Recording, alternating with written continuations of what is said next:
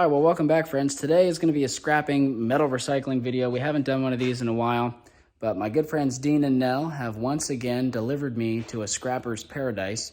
They bought another building, and they're in the process of clearing it out. Now, I'm not sure exactly what their plans are for this building, but we know that what it used to be. It used to be a small parts, it's like tool rental and engine repair type of place, something along those lines. And there's a lot of leftover infrastructure, parts, all sorts of stuff. I'm gonna flip the camera around so you guys can see. This is their trailer. That's still good. That's not going. But there's tons of old jacks that don't work. There's old car parts. Let's see if we can get this to focus. You know, like piece of subframe right there. We've got some doors, bent up hood, and then there's these shelves. Having trouble with focus in this lighting here. Just full of miscellaneous parts, engine parts, farming parts, automotive, all sorts of stuff. A bunch of alternators up there, some rotors, transmission pieces. I'll do my best to try to show what's here because there's some stuff I am actually trying to save. Right now, I'm kind of trying to organize my thoughts and see how we're going to do this. We already hauled 2 loads out of here. The first load was like the bulky, lightweight stuff. I had a few things sitting in my driveway that I've accumulated over the past few months, and there was some loose, bulky stuff in the upstairs of this building. We were able to luckily throw the stuff out of a broken window because the stairs are kind of tight and sketchy. And I'll show you, we've got light in this one room. There are some lights, as you can see, but there's also some other rooms where the power has been cut off for safety reasons, and so we have to go in there with flashlights. It's a little bit sketchy. But anyway, I got those first 2 loads out. I cleared off one shelf, one of these bottom shelves that was full. We cleared that off.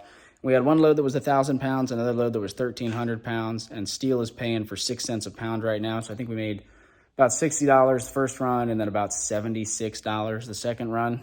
It's fun to keep track of all that's coming out of this building. So on this little shelf here, which was also full of stuff, that was one of the first things I cleaned off. I'm setting aside things that we might want to save. So pipes that would make good breaker bars. Some of this all thread that's not totally rusted to crap could be used as all thread, could be used like rebar, garden posts. Pieces like this big heavy piece of steel right here. You know, Dean and Nell, they have a machine shop. They're very skilled machinists, and so any big pieces of metal that might be usable for all sorts of projects like this little beam right here, saving all that stuff because that's stuff we might be able to reuse. There's also a good amount of trash that we're going to have to be hauling out of here. One of the other really exciting things, these are beams that they bought for some other projects that they're doing, so these are not going. But there's a lot of equipment left. An old pump, there's an old generator, a bunch of these jumping jack compactors, old pallet forks. Now, most of this stuff, or at least what we know about this stuff is that it's likely here because it doesn't work. You know, the previous owners of the building, they took all of the stuff that was valuable to them that they felt like moving. I'm going to grab this light here so we can go exploring.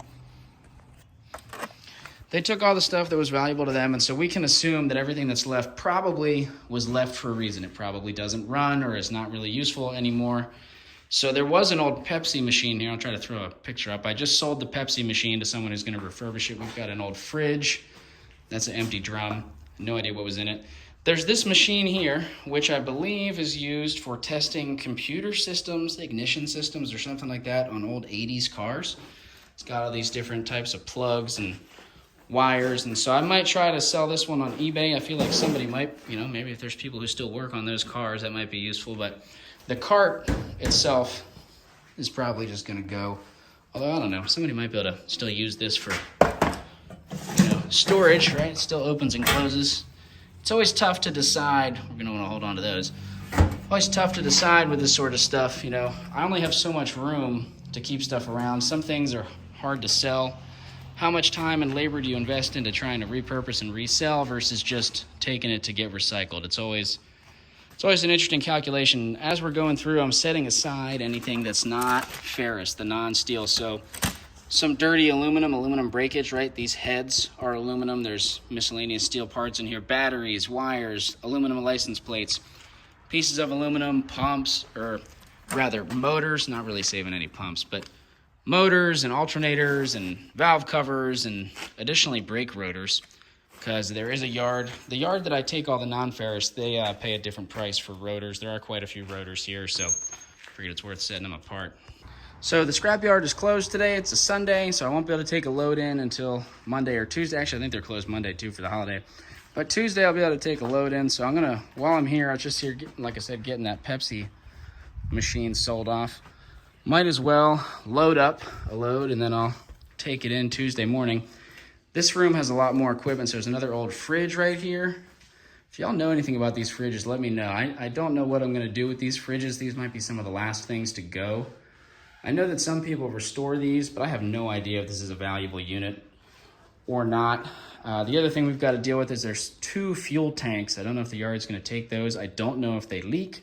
Might be valuable to somebody. I think Dean and Nell are gonna deal with these oxygen tanks and this compressor, but we've got all these pieces of equipment where you get signs like this: broke, don't touch, parts only. So I'm assuming that there's something wrong with everything in here. However, I mean, this is a pretty simple piece of equipment to attach to the back of a tractor, some sort of aerator or something like that. So that we'll probably try to sell to somebody. This little push behind, walk behind brush hog, I actually would really love to have one of these. So I'm gonna see if I can fix this unit up. We'll see. The rest of these, I don't know. There's a couple of these aerators. There's a little rototiller. Like I said, I'm not sure if they work. We may try to sell some of these off. I really don't know. A couple more rims in there. So yeah, a lot of fun stuff too. This is, like I said, the fridges and these equipment I think will be the last things that I deal with. I want to get all the bulk heavy steel out and then decide of the things that might be resellable, what are we gonna do with those. This tank, this is the second tank. So I'll bring you guys upstairs. Stairs are a little bit sketch, but I'll show you guys the upstairs briefly. There's no more scrap in it. Like I said, we pulled everything out that we're gonna pull out, but I gotta go block the window back up, try to keep some of the birds out, bats and that sort of thing. They'll find other ways in, but just wanna block this massive opening. So as you can see, totally empty, cleared out. Still some wiring in the walls, but that's stuff that they'll worry about as they refurbish the building. There'll be some more demo work happening in here. But yeah, this is the upstairs. It's a nice building, honestly. I don't know how old it is, but it's a nice building. It's obviously in rough shape now, but it's got character. You know, this thing's been around a long time, seen a lot of things. So anyway, here's the window that we got to get boarded up, and we'll go get loading the truck and touch back in as we go. Whew, I'll tell you what, folks, that was a lot, getting all that stuff hauled out of that building. I've got the last load of shred in the back here right now.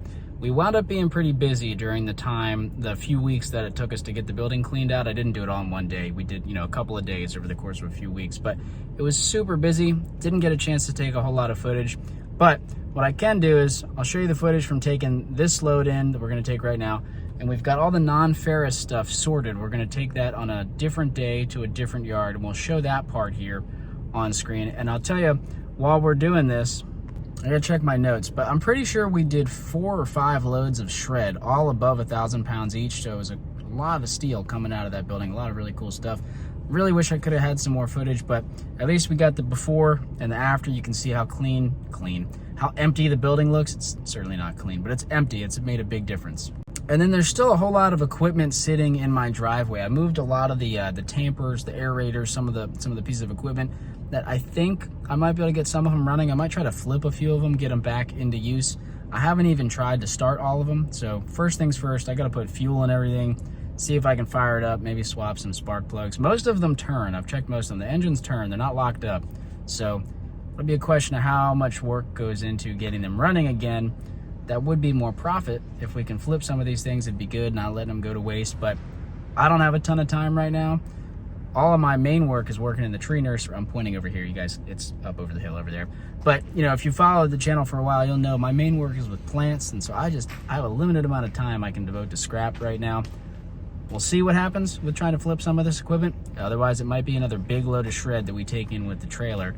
There's like 3 or 4 aerators, 4 or 5 of those jumping jack compactor things that y'all saw in there. And then I think that's pretty much it other than the non-ferrous. So let's go and get in drive, take this load of shred in, see you at the yard.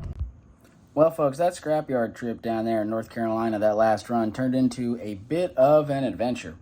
Got down there, like I said, we had, tried to stack multiple errands on the same day, so delivered some trees, took care of some stuff at the farm, drove down into Durham, had lunch, and then at the scrapyard. First, we brought in all that aluminum breakage, you know, the cylinder heads and all the miscellaneous pieces of suspension and pumps and anything that was aluminum, but, you know, has some other material mixed in. Dirty aluminum breakage.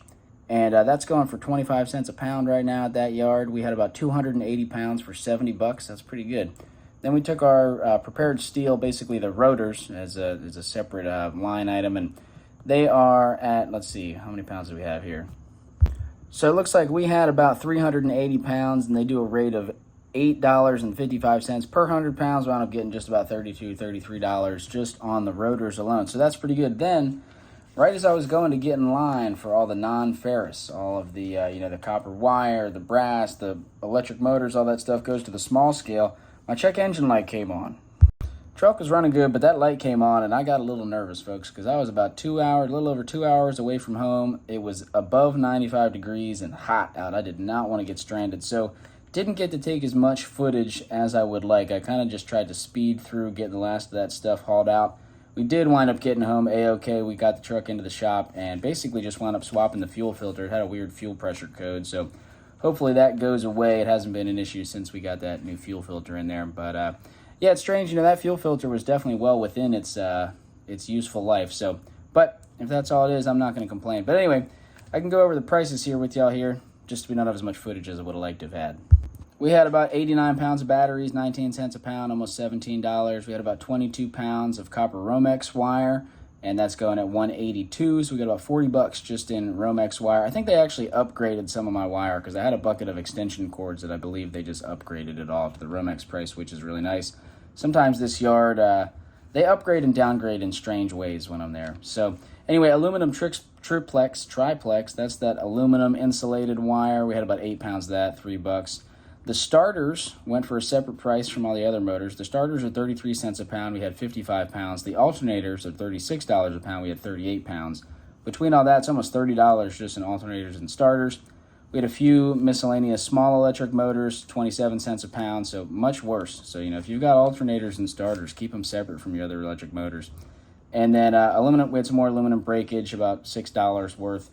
And some clean brass, that's a big one. We had $192 per pound. We had 39 pounds, almost $75 just in clean brass. Then we had some old sheet aluminum, 48 cents a pound. We had some cast aluminum for 51 cents a pound, a total of about 30 pounds between both of those. Stainless steel prepared, we had about 19 pounds, 34 cents a pound. And for some reason, I see what's happening here. As we weighed out on the scale, we missed. I had one other large chunk of stainless steel, that piece of a grill, or I don't know exactly what it was, but that was another 10 pounds of stainless steel. And then we had a little bit of radiators going for 8 pounds, 47 cents a pound. And this is where things can get a little squirrely at this yard sometimes. So they upgraded my copper wire. I think I made almost double what I probably should have made on the copper wire. But this one radiator I had was a copper brass radiator, and they just paid it out as aluminum radiator, so I got probably about half the money that we ought to have gotten off of that, but that was only a few pounds anyways, a small radiator. So I kind of just go with the ebbs and flows there. It all kind of shakes out in the end. They've definitely upgraded a lot of material for me in the past that didn't necessarily need to be upgraded. So I'm grateful for it. It was a good run, and that pretty much wraps us up for this trip. That run down to Durham was almost a $300 total. We also had that last load of shred that was about 45, 50 bucks. And if you add all that up with all of the other loads, we're sitting at about $1,200 in scrap for this cleanout. So that is pretty darn good. We had a good time. We got a lot of metal to the recycling yard. And like I said, we still got a few pieces of equipment here that I might wrench on throughout the summer. And whatever happens to those, we'll make a brief update when it happens. As always, y'all, thanks for tuning in. If you have any questions, you know where to put them down in the comments below. Shoot me an email, whatever works. And I hope y'all are doing good. We'll catch you in the next one.